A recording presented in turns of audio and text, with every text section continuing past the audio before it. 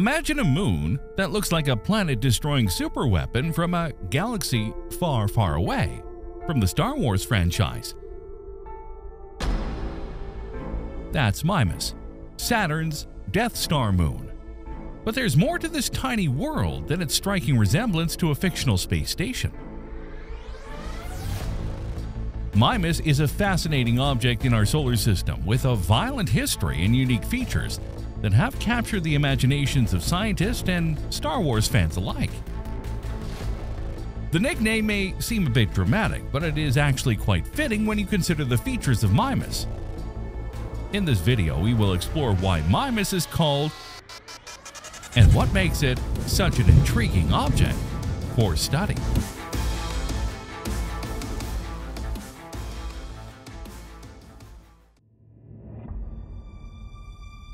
First of all, let's take a closer look at the moon itself. Mimas is the smallest of Saturn's major moons, measuring only about 400 kilometers in diameter. It orbits around the planet at an average distance of about 115,260 miles. The distance can vary slightly due to Mimas's elliptical orbit, which takes it as close as 113,072 miles and as far as 117,537 miles from Saturn. The exact distance between Mimas and Saturn depends on their positions in their respective orbits at any given time, as well as the gravitational interactions between them and other moons in the Saturnian system. It is a heavily cratered world with many large impact craters visible on its surface. Mimas also has a large mountain at its center, which is about 6 kilometers high and 100 kilometers wide. The mountain is thought to be the result of a geological process that occurred early in Mimas's history. Herschel crater. However, the most striking feature of Mimas is the enormous Herschel crater, which dominates one side of the moon. This crater is over 100 kilometers wide, which is nearly 1/3 of the entire diameter of Mimas. It is also quite deep, with walls that rise up to 5 kilometers above the crater floor. The Herschel crater is what gives Mimas its nickname. The crater has a very similar appearance to the super weapon from Star Wars, with a large circular depression and a smaller protrusion on one side that looks like the weapon's concave dish. In fact, the resemblance is so striking that when the Voyager 1 spacecraft first imaged Mimas in 1980, some of the mission scientists jokingly referred to it as the Death Star moon. Of course, the nickname is not entirely accurate. Mimas is not a superweapon capable of destroying planets, and it is not even capable of sustaining life as we know it. However, the moon is still a fascinating object to study, and the Herschel crater in particular has provided scientists with many insights into the geology and history of the moon. So how did the Herschel crater form? The leading theory is that it was created by a massive impact from a comet or asteroid, which struck Mimas at a high velocity. The impact would have released an enormous amount of energy, equivalent to millions of nuclear bombs, and would have vaporized a large portion of the moon's crust. The resulting shockwave could have caused massive earthquakes and tidal waves, and debris from the impact would have been scattered across the surface of the moon. Over time, the debris settled back onto the surface, forming a ring of material around the newly formed crater. The ring is visible as a series of terraces and ridges which rise up in a series of steps from the crater floor. The steep walls of the Herschel crater also contain many fractures and faults, which are thought to have formed as a result of the impact. The formation of the Herschel crater is a testament to the violent history of our solar system. Impact events like this were common in the early solar system, and they played a major role in shaping the planets and moons that we see today. By studying the impact craters on Mimas and other bodies in our solar system, scientists can learn more about the history of our cosmic neighborhood and the processes that have shaped it over billions of years. Composition of Mimas. But the Herschel crater is not the only interesting feature on Mimas. The moon also has a slightly elongated shape, with its longest axis pointing towards Saturn. This is thought to be the result of tidal forces from the planet, which have caused the moon's shape to become distorted over time. The same tidal forces have also caused Mimas to become tidally locked with Saturn, meaning that the same side of the moon always faces the planet. This is a common phenomenon among moons in our solar system, and it is thought to be the result of gravitational interactions between the moon and its parent planet. In addition to its shape and surface features, Mimas also has a very low density. It has a density of 1.15 grams per cubic centimeter. This density is significantly lower than that of Earth, which has a density of about 5.5 grams per cubic centimeter. The low density of Mimas suggests that it is primarily composed of water ice and a small amount of rock. This is consistent with observations that have shown Mimas to have a heavily cratered surface, which is indicative of a relatively weak, icy crust. The low density also suggests that Mimas does not have a substantial metallic core, as metals are typically much denser than water, ice, and rock. The density of Mimas has important implications for its internal structure and composition, as well as its evolution over time. Understanding the composition and structure of Mimas can help us better understand the formation and evolution of Saturn's moons and the Saturnian system as a whole. The low density also means that Mimas does not have a strong gravitational pull, which makes it difficult for the moon to retain an atmosphere. As a result, the surface of Mimas is exposed to the harsh vacuum of space, with no protection from cosmic radiation and other space weather. Some of the consequences of prolonged exposure to cosmic radiation on Mimas include surface alterations, where cosmic radiation can cause surface alterations on Mimas, including changes in color, texture, and morphology. Over time, this can lead to a heavily cratered surface. Cosmic radiation can also cause temperature changes on the surface of Mimas, which can affect its physical and chemical properties. Another consequence would be the depletion of volatile compounds on the surface of Mimas, including water ice, which is one of the primary components of its composition. And finally, radiation damage to organisms. If any organisms were to exist on Mimas, they would be exposed to high levels of cosmic radiation, which could cause damage to their DNA, leading to mutations and possibly death. These consequences highlight the importance of understanding the effects of cosmic radiation on celestial bodies like Mimas, especially as we continue to explore our solar system. The study of these effects can help us better understand the evolution and history of these bodies, as well as the potential for life to exist in such extreme environments. Before we move on to the mission to Mimas, be sure to stay tuned afterwards if you haven't seen our previous video on Nemesis. Is the Death Star responsible for mass extinction? Missions to Mimas. Despite its harsh environment, Mimas remains an object of interest to scientists and astronomers. The moon has been imaged by several spacecraft, including the Voyager and Cassini missions, which have provided high-resolution images of the surface and revealed new details about the moon's geology and history. In 2005, Cassini made a close flyby of Mimas, providing scientists with high-resolution images of the moon's surface and revealing new details about its geology and history. One of the most significant discoveries made by Cassini was the identification of a large thermal anomaly on Mimas. The anomaly was located near the Herschel crater, which dominates one side of the moon and is thought to have formed as the result of a massive impact from a comet or asteroid. The thermal anomaly was initially thought to be the result of the crater's heating by sunlight, but further analysis revealed that it was caused by a combination of factors, including the moon's internal heat and the reflection of sunlight off the crater's walls. Cassini also provided detailed images of the surface of Mimas, revealing a network of fractures and ridges that suggest the moon has experienced significant tectonic activity in the past. The images also showed evidence of landslides and impact craters, providing scientists with insights into the violent history of the Saturnian system. In addition to its scientific observations, Cassini also captured stunning images of Mimas that revealed its unique appearance and resemblance to the Death Star from Star Wars. These images generated significant public interest and helped to increase awareness of the mission's objectives and discoveries. Scientists continued to study Mimas and other moons in our solar system in order to better understand the formation and evolution of our cosmic neighborhood. Mimas is called the Death Star moon due to its striking resemblance to the planet-destroying superweapon from Star Wars. While the nickname is not entirely accurate, it is a testament to the moon's unique appearance and interesting features. The Herschel crater, which dominates one side of Mimas, is thought to have formed as the result of a massive impact from a comet or asteroid, and provides scientists with insights into the violent history of our solar system. Mimas is also notable for its low density, elongated shape, and lack of a substantial atmosphere. Despite its harsh environment, the Moon remains an object of study for scientists and a fascinating target for exploration.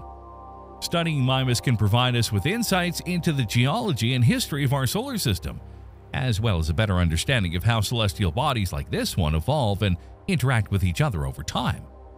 Whether you're a Star Wars fan or a scientist, Mimas is an intriguing object to explore, and its story is sure to captivate us for years to come.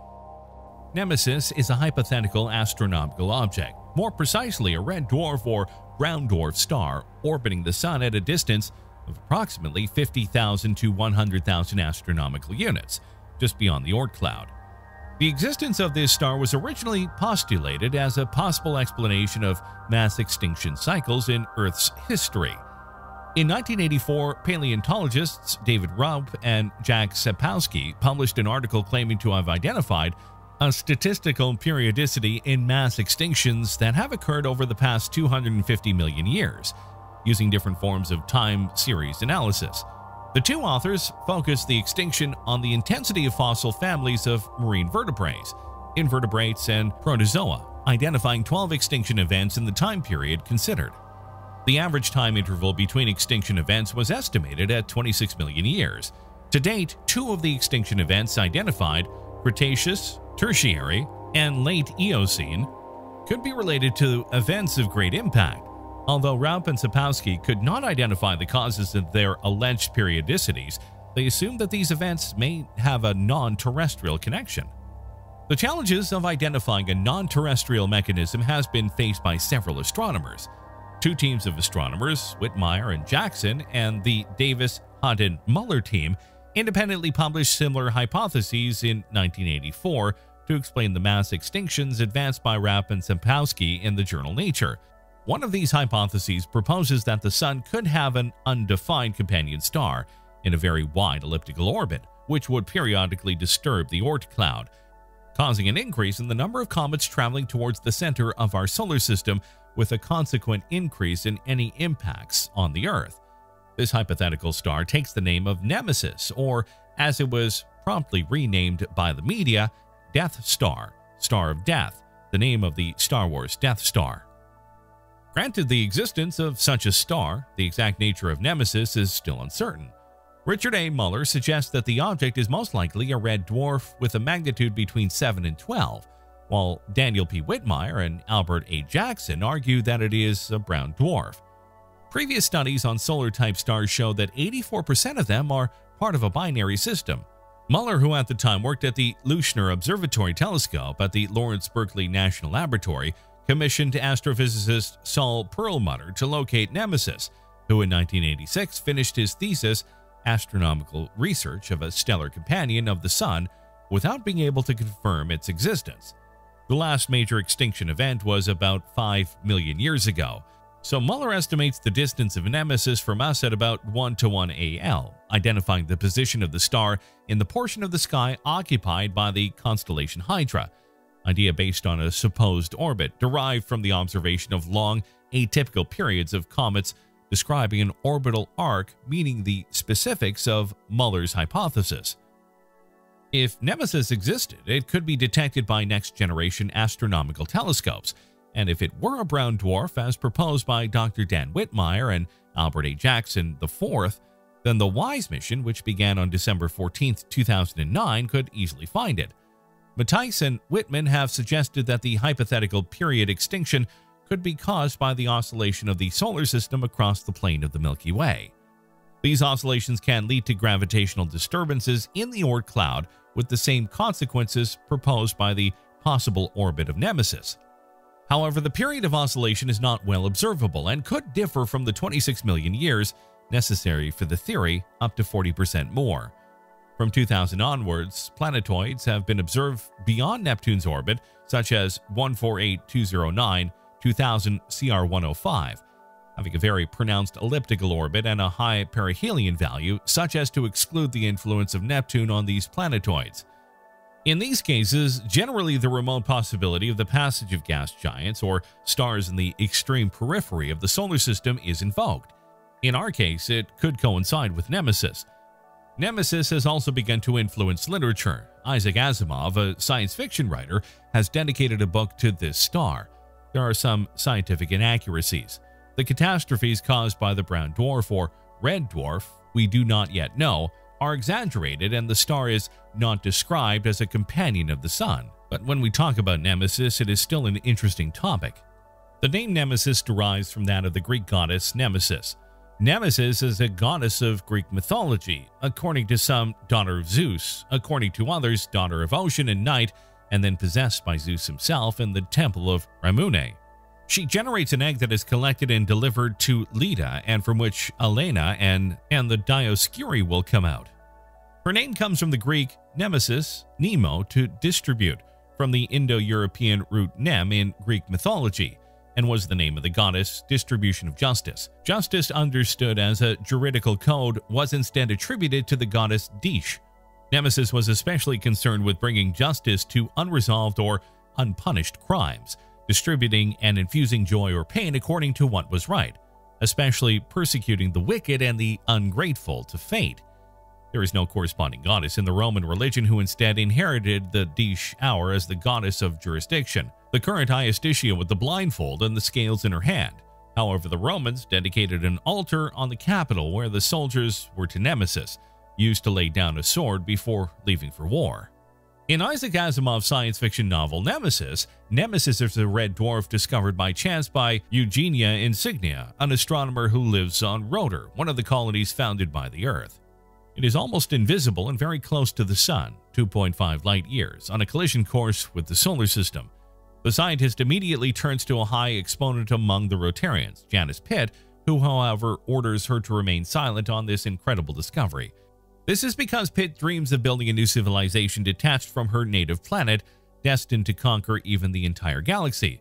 Eugenia, albeit reluctant for her pride as an astronomer, is therefore forced to silence her discovery from all of her, including her husband, Krill Fisher. This does not prevent the astronomer from receiving the possibility of baptizing the newly discovered star, which will be called Nemesis, a reference to the Greek goddess of justice. Researchers from the University of California, Berkeley, and Harvard University have shown with a mathematical model that all stars would be born in binary or multiple systems. Consequently, our Sun should also have had its twin. The scholars, coordinated by theoretical physicist Stephen Stoller and radio astronomer Sarah Sadavoy, who follows Hubble on behalf of NASA at the prestigious Smithsonian Astrophysical Observatory, have practically dusted off the theory of Nemesis, the bad twin of the Sun, which cyclically, every 27 million years, would reappear at the edge of the solar system. The star is called in this unflattering way because, according to some studies, many of which conducted in the late 1980s, due to the gravitational force, it would bring with it dangerous comets capable of targeting the planets of the solar system, including our Earth. Although there is no direct evidence, Nemesis would be responsible for the mass extinctions observed on our planet, which occur with a disturbing periodic cycle. Non-avian dinosaurs and other groups of animals 64 million years ago in the late Cretaceous would be extinct precisely because of an asteroid carried by Nemesis.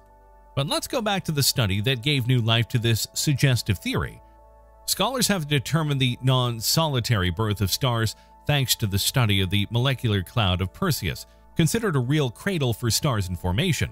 Through the Van Dam mission, several young Class 0 stars, less than 500,000 years old, and Class 1 stars, less than 1 million years old, have been surveyed inside the cloud, which is 600 light years from us. Combining this data with other observations, the researchers identified 45 lone stars, 19 binary systems, and 5 multiple systems. From the analysis of the distances, positions, and distribution of the stars through a mathematical model, Sadavoy and colleagues came to the conclusion that they all arose from binary or multiple systems. Solar-type stars are not primordial, underlined Professor Stoller, but they are the result of the rupture of binary systems. According to estimates, the Sun's twin should currently be at a distance of 3 light days, or about 500 UA, astronomical units, the distance between the Earth and the Sun, hidden somewhere in the heart of the Milky Way. Although its defined twin, Nemesis could be a weak brown dwarf, reduced in this situation by the Sun, which during the accretion phases would have stripped most of the dust and gas from it. Evidence of its existence, as specified, has never been found. However, some think it can be read in the curious orbit of the dwarf planet Sedna, influenced by the gravitational force of a mysterious celestial object. Stephen Stoller, an astronomer from the University of Berkeley, and Sarah Sadavoy, a colleague from Harvard University, following research carried out on a molecular cloud, a type of interstellar cloud in which the density and temperature allow the formation of molecules of hydrogen starting from single hydrogen atoms in the constellation of Perseus, have brought to light new elements that would confirm the possible existence of Nemesis, the hypothesized twin star of our Sun. The research was published in the Scientific Journal of the Royal Astronomical Society. The research of the two astronomers was based on the study of data relating to the Perseus cloud, a huge cloud of gas and dust about 600 light-years from Earth, collected between 2013 and 2015 through the Very Large Array, the grouping of radio telescopes located in New Mexico, which made it possible to photograph the star formations within the cloud. Stoller and Sadavoy, combining this data with those that emerged from another study referred to the Gould's Belt, a partial ring of stars that extends for about 3,000 light-years. Through mathematical models, they carried out a real census of the single and double stars of Perseus, ascertaining that there were 55 young stars, of which 45 are lone stars, 19 are binary systems, and 5 are multiple ones. Research has focused on low-mass stars, such as the Sun or smaller, to understand whether it is normal for 2 or more stars to be born together, thus forming binary or multiple systems. Over the decades, in fact, astronomical observations have shown that systems formed by 2 or more stars are very common, especially among stars of large mass. For a long time, therefore, scholars have wondered if they were generated in this way or if they were stars born separately and joined by gravitational attraction only later. Thanks to this research, the two astronomers came to the conclusion that all stars of low mass, therefore similar to the Sun, were born in binary or multiple systems from which they separated in 60% of cases. It follows that it is highly probable, therefore, that our Sun was also born with at least one twin star, the Nemesis star, which has been hypothesized to exist for about 30 years and which should be, according to some estimates, at about 500 AU, astronomical units, i.e. the Earth-Sun distance from the Sun. Obviously, this is only circumstantial evidence, and further studies on other clouds will be necessary to verify the real effectiveness of the mathematical model. But in the meantime, the suggestions on the twin of the Sun have come back to light. Be sure to join the channel, leave us a like, and click on the bell. You will help us to make products of even higher quality.